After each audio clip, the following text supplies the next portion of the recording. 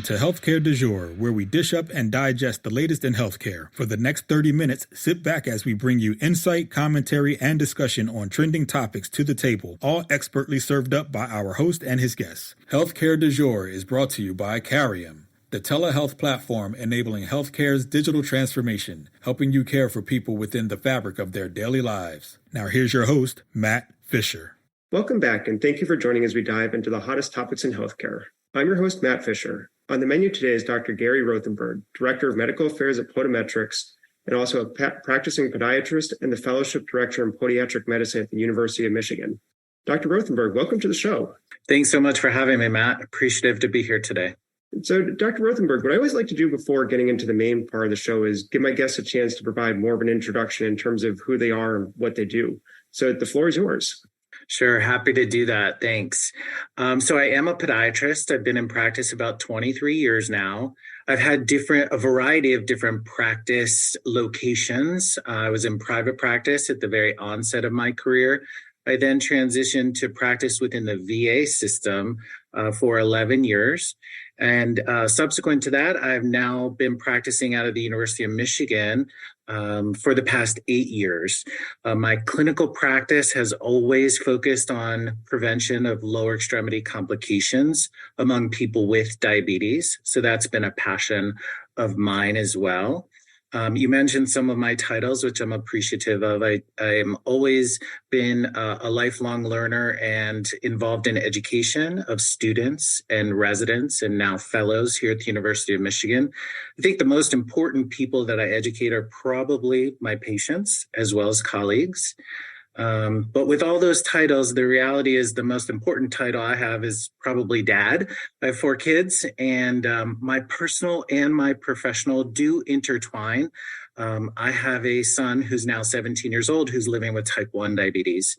He was diagnosed 9 years ago. So I will say I've learned more in living as a family with diabetes than I ever learned in school or that I could ever imagine reading out of a book. So it's both through the professional and personal lens that I look at chronic disease like diabetes. That's a very great background. So I know you said you've been in practice for a little bit of time.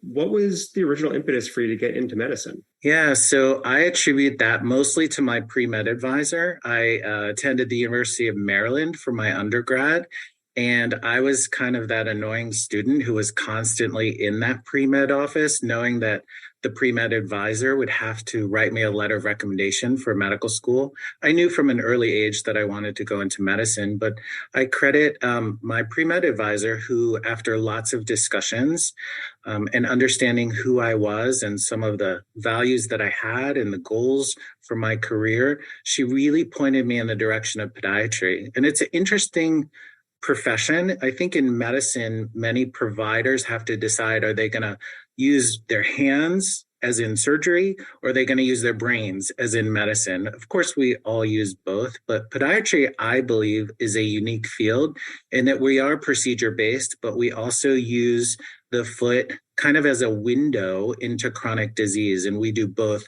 medical and procedural management of patients, which I find awesome. It's different every day, which is great. And I guess since we're talking about podiatry, and I don't remember if I've actually had a podiatrist on the show before, could you actually help define what the field of podiatry is and what the training is like? Yeah, thanks for asking that. So I always say a podiatry school curriculum mimics a dental school curriculum. So we know entering into medical school, which is a different field than allopathic or osteopathic medicine, there are currently 11 podiatry colleges across the United States. But why I think it mimics a dental school curriculum is our first 2 years of education are very broad, general medicine. And then because we already know our medical subspecialty going in, the 3rd and 4th years generally focus on our area of expertise or our area of anatomic concerns. So we, of course, licensure varies by state, but essentially podiatrists manage medical and surgical issues associated with the foot and ankle. It can be anything from sports medicine related issues, dermatologic, chronic disease like diabetes, pediatric conditions affecting the foot. So a lot of preventive medicine happens because a lot of people have foot troubles throughout the course of their life. Yeah, and how have you seen kind of the field evolve, or just patient care and interactions evolve over the scope of your practice? Well, again, my practice has been biased towards chronic disease and focusing on diabetes specifically. So I think as a whole, the podiatric field has evolved into a surgical subspecialty. But in my area of particular concern, there is a trend towards understanding what gets people with diabetes in trouble. Right? Is it circulation issues? Is it neurologic dysfunction? Is it pressure? And why do these potential complications occur? So I think we're evolving to better understand how we can prevent complications. But because the numbers of people with diabetes are elevating instead of declining, there's a lot of work to be done. Yeah, and when you talk about preventing or reducing, I guess probably reducing the severity of complications, what does that entail? So a lot of screening. The following guidelines like the American Diabetes Association has for comprehensive annual foot examinations.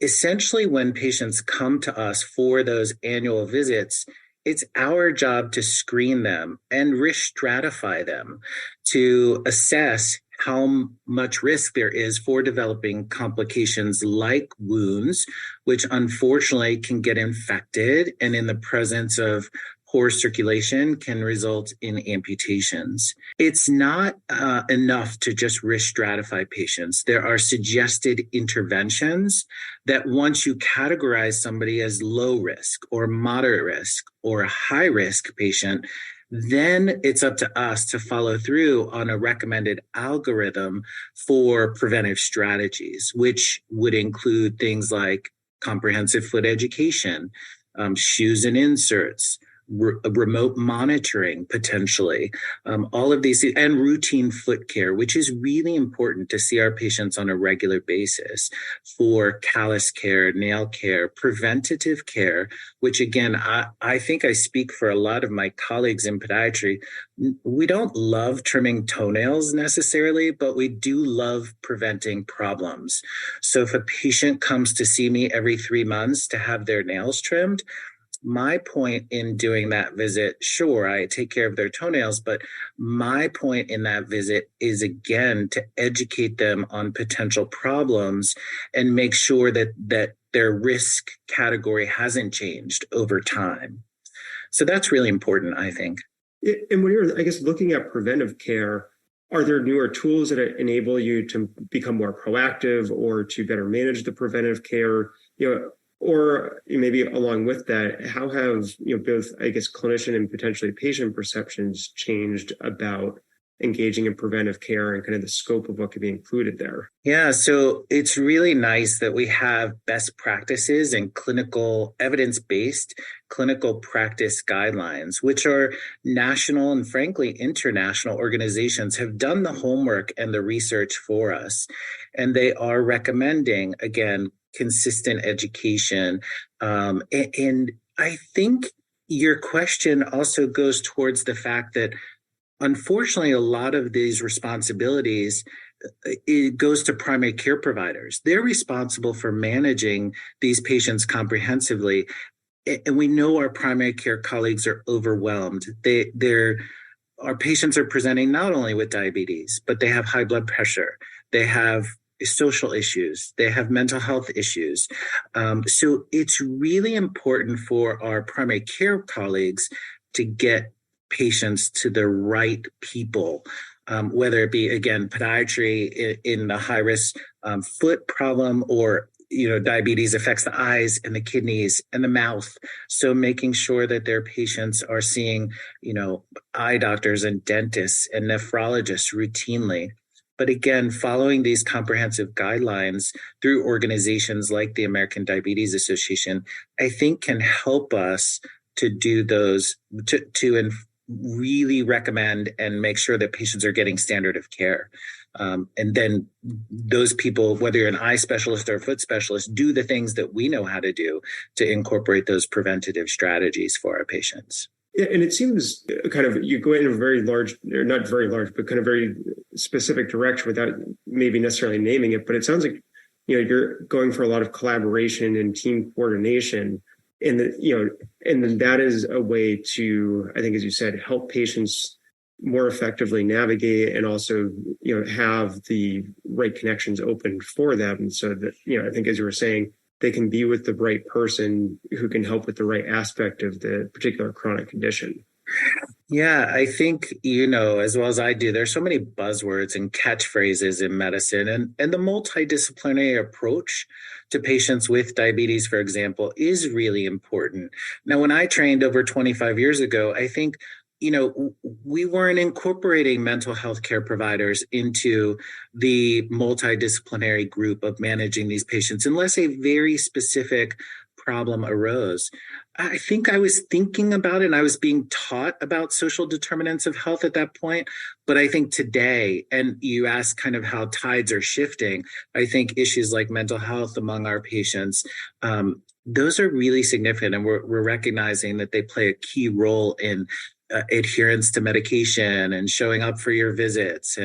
And so probably what might have been considered ancillary services are, I think, even more critical today than they were, again, 25 years ago when I was in training. Yeah, and I think that's a great point because, as you said, of recognizing the importance of all the different services and tying them together. So have you seen any strategies that you think are more effective than others to facilitate that coordination? Yeah, so I think, again, in my area of expertise, we're developing centers of excellence, and we know that high-risk patients with diabetes are at risk for foot complications. To really prevent those, you need what we call toe and flow.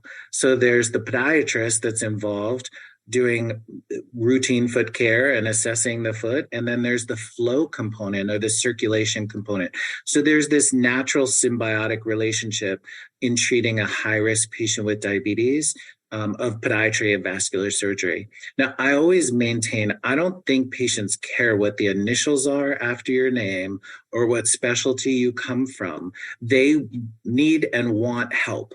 And so, again, if you show an interest and a passion for helping these people, it really doesn't matter if you're an orthopedic surgeon or a nurse or a podiatrist, or no matter what your specialty is, these patients need our help. Yeah, no, and I think that's a great point. And again, ultimately, healthcare always does come down to working with patients and, advancing better health, as you were saying. For sure. Absolutely. And for those of you just joining, I'm talking with Dr. Gary Rothenberg of Podimetrics, and we've been talking about caring for patients in a more comprehensive and coordinated manner. And Dr. Rothenberg, you're talking about a focus on diabetes in particular for your practice. So I'm just wondering, how have you seen diabetes care change, or what are the most important points of caring for and managing diabetes for patients today? Yeah, if I take a step back and consider diabetes as a whole and not necessarily focus on just the foot, I think technology has really advanced. Living with diabetes, as I mentioned, because I have a son with type 1 diabetes, incorporating technology into management has made life easier. And I'm very careful not to say it's easy. It is not easy to live with diabetes. It is a relentless 24/7 chronic disease. But incorporating, for example, continuous glucose monitoring, insulin pumps, as my son uses, it's really made life a bit more flexible and easier. So I think technology and understanding, again, what are some of those predictors and how do we avoid complications? My son's endocrinologist said something very interesting to us when he was newly diagnosed. He said, I want you to understand because there's all of this media out there that diabetes is the leading cause of blindness and amputations and kidney disease. And his endocrinologist said to him, he said, well-managed diabetes is the leading cause of nothing. It's poorly managed diabetes that leads to eye disease and kidney disease and nerve dysfunction, leading to amputation. So what I maintain and learned from that is we want our patients to live healthy, long, productive lives with this chronic disease of diabetes. And kind of being able to tap into that personal experience as the parent of a child with diabetes, how has that changed your perspective in working with your patients or just patients in general? Because it's often a common theme that I hear when talking with doctors in other fields of once they have a personal experience with something, the approach, your approach never goes back to how it was because you have that different angle on it. Yeah, I appreciate you saying that and asking a question. I think prior to my son's diagnosis, diabetes was feet, very honestly. And after his diagnosis, diabetes has a face, right? Which is an odd analogy, I guess, but it's really, I think when you do mix personal and professional, it becomes a passion, which is, I think, and I hope what I have. And I can translate that and understand that it is not easy. And I think one of the most interesting questions that I will often ask my patients is, what's the hardest thing about living with diabetes? I think just simply asking that and the things that I've heard, there is a common theme. Most of the time I hear, I don't get a break from it, right? Again, I feel like a science experiment every meal that I take, or, I have to take medicine for it. I feel like a science experiment, or I just want a break from it. So I think there is a different level of empathy, probably in understanding. And as I said, I've learned a lot about the fact that diabetes and chronic diseases, I think, become family diseases, right? It doesn't just affect the person, but it affects those around you. And I'm sure the same is true in the cancer oncology world. When a loved one is diagnosed with cancer, everybody becomes involved who can, which I think is helpful to our patients, no doubt. And kind of going back a minute when you were talking about well-managed diabetes, how is that defined? Because I think it would probably be helpful for folks to know what that means. Because as you were saying, your son's doctor said to him, well-managed diabetes doesn't lead to all these things, despite kind of the headlines just saying diabetes without that distinction. Right. So I think there are objective measures for diabetes management, and we're very careful with language. I think these days there's an awareness that language matters when you speak with people about their chronic diseases. So we don't necessarily ask patients, did you test your blood sugar? Because testing implies that maybe you get a passing score, maybe you get a failing score. So well-managed diabetes to me means, again, through a combination of objective data, and typically that's hemoglobin A1C or a longer-term management indicative or marker of where your blood glucose levels seem to be averaging. But also what our potential well-managed diabetes is, despite living with that chronic disease, do you have the quality of life that you desire? I think that's really important to make the distinction and add on to the objective data. But what are the barriers, or what are the things you're not doing, want to do, potentially because the chronic disease gets in the way? Yeah, and I really want to point out what you just said of factoring in that perceived quality of life from the individual, because I think you're right that even if you are doing everything from an objective perspective of watching all the different factors and keeping those in balance, if you're not happy with what you're able to do, that's going to probably have a pretty big impact on how you're feeling and the potential course of what you're trying to manage. For sure. I think the burden of diabetes is real. As I mentioned, I think you can't get away from it. So we understand that there is this bi-directional relationship between depression and other mental health concerns among people living with diabetes. the higher risk of developing depression because you have diabetes. And if you have diabetes, it's a bi-directional relationship. They are definitely intertwined, and that plays a key role. And another piece I'd like to dive into a little bit more, you're talking about technology really helping make things easier. I know you said it doesn't make it easy, but it makes it a bit easier. So, and you mentioned a couple of different things, I think like a continuous glucose monitor, but what are maybe some of the more recent technological developments that you've seen that have proven effective, or what do you see that might potentially be still in development that you've had a chance to work with? Yeah, so obviously I was very fortunate to be part of Podimetrics' original clinical trials during my time at the VA. And that was game changing because they really innovated, again, at least in the diabetic foot complication prevention space. They innovated the way that we're using technology to predict outcomes. And it sounds over the top, but really to change destiny for patients and their outcomes. So I'm super excited, obviously, and passionate about this prevention space, specifically with lower extremity complication prevention. So we've just innovated technology to help, as I said, predict outcomes.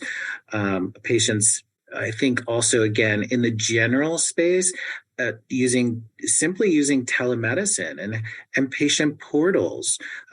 They give us and our patients additional touch points, the data that we can exchange, or simple questions that can be exchanged during visits, or even again on patient portals, I think has been really useful in helping ease the burden of the process. Yeah, and correct me if I'm wrong, but it kind of sounds like one of the aspects of technology that you were just talking about is the enhancing of those touch points and that enhancing of the ability to interact in between the visits that you were talking about at the beginning of our conversation.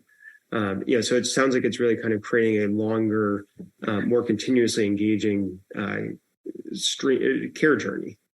Well, I think what we're learning in this post-pandemic era is that we want eyes on our patients when they're not with us. And we want opportunities and ways to communicate with them, which are outside of the traditional visit where the patient has to come to my office.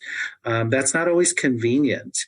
We're very busy. So I think the idea of seeing the patients who need to be seen at the right time based on their risk. Now, the other issue is access, right? So I think in a high-risk population, like I tend to deal with, when I have my hand on the door and I'm concluding the visit and I say, now, Mr. Jones, I'll see you in 3 months for your regular follow-up. If you need me between the visits and it's an urgent issue, then call. If you just have a question or a concern, send me a picture or send me a question through the patient portal. So yes, I think it's really important, and the technology has become so useful to, again, keep eyes on our patients and keep tabs on them. And I think it's helpful from the patient perspective, because oftentimes instead of saying, oh, I'm not going to bother the doc, or I'm not going to call because the nurse is never going to call me back, it'll take 3 days before I get a response. Patient portals, I think, have become a really great communication tool between patients and providers. Yeah, and kind of talking about that ability to interact, how, and I think you started to answer this question already a little bit, but would like to explore more, which is, how have you seen that integration of these, either asynchronous or synchronous remote means of communication or collaboration into your regular practice? And I think this is where it's important to be able to lean on the fact that you're in both worlds, where you're in a company that's leveraging technology while still also in clinical practice. Yeah, so I'm fortunate to have both those lenses. And I do think that, again, the idea of using established algorithms, is particularly on the industry side, right? We know that there are indicators that patients may be getting into trouble. So if we can touch base with them and provide more useful information to then have the patient contact their provider, or in certain circumstances, the person who's doing the phone call may then call a clinic to get an urgent issue taken care of for our patients. So I clearly see the benefit of that. And it's no doubt that the technology is here to stay. The other point that I would love to make is, when I was at the VA about 10 years ago now, and I believe the VA honestly has been one of the frontline early adopters of technology. And I was told 10 years ago that Thursday afternoons, I would have a telemedicine clinic with a clinic 3 hours away where there was not a podiatrist. There was a nurse on the other end. And I thought, oh boy, here it goes. I'm going to have extra work and I'm not making more money because I'm doing that, and it's just going to add a burden. But the thing that I saw that telemedicine did for me and my colleagues was to provide this sense of collegiality and support. And that was provider to provider. Yes, we treated patients, but it was more about triage. And down, 3 hours away, they had tried everything that they could. And so I saw Mr. Smith on a computer screen and said, yep, Mr. Smith, you got to make the trip here 3 hours away. And it was just amazing, the collegiality that I felt with them because we had never interacted except through the computer. And something about seeing a patient and a provider really was helpful in collegiality. Yeah, no, I think that's very insightful. And I don't know if that's necessarily a perspective that I've heard stated in that particular way about, that the telehealth or telemedicine can really drive collegiality in that manner. And, unfortunately, we're already out of time. So I think that's a great point to be able to leave on, though, and one that I think that hopefully more people will take to heart. But I want to thank my guest, Dr. Gary Rothenberg, for a great conversation today. What a pleasure. Thank you, Matt. Appreciate the opportunity. And thank you to everyone listening. Keep the dialogue going and connect with me at #HCDEJURE. I'm Matt Fisher. Until next time.